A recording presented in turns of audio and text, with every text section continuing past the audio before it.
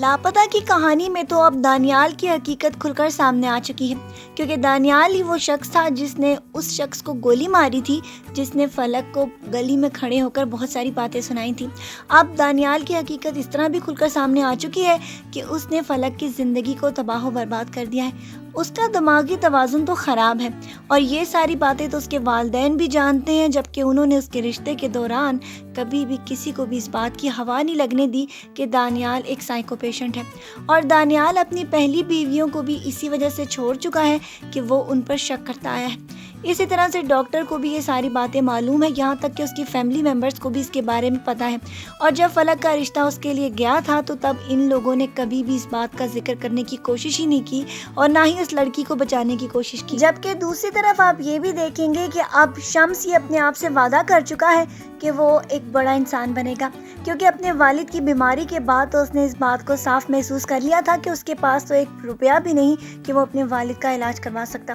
اسی لیے اب وہ سیریسلی اپنی زندگی کی طرف لوٹنا شروع ہو جائے گا، اور دوسری طرف اس کے والدین بھی اس کو اس بات کے اوپر بہت زیادہ فورس کرنے والے ہیں کہ وہ گیتی کے ساتھ شادی کر لے۔ جبکہ دوسری طرف فلک کو دانیال کے فرینڈز کی پارٹی میں پتہ چل چکا ہے کہ اس کے ہسبینڈ کی پہلی بھی بیوی تھی جس کا قتل ہو چکا تھا، اور سب کو وہ صرف یہ کہتا چلا آ رہا تھا کہ اس نے اس کو کھلا دے دی ہے۔ یہ ساری باتیں جاننے کے بعد تو فلک کے پاؤں کے نیچے سے زمین نکلنے والی، لیکن ساتھ ساتھ فلک کو یہ بھی معلوم ہوتا چلا جائے گا کہ دانیال اس کے ساتھ اپنی شخصیت کو چھپا رہا ہے، کیونکہ شمس کی تصویر نکلنے کے بعد تو اس کے ساتھ اتنا زیادہ برا رویہ ہونے والا ہے کہ فلک کو بھی محسوس ہوتا چلا جائے گا کہ اس کے ساتھ کوئی سائیکولوجیکل مسئلہ ہے۔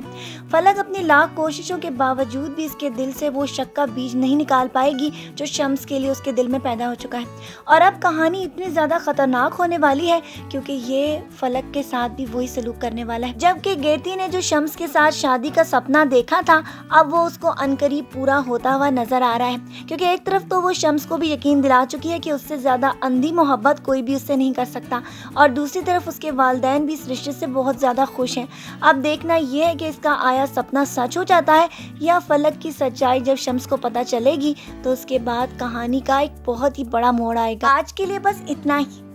پھر ملیں گے نیکسٹ ایپیسوڈز کے پرومو ریویو میں۔ اپنا ڈھیر سارا خیال رکھیے گا، بہت ساری دعاؤں کے ساتھ۔ اللہ حافظ۔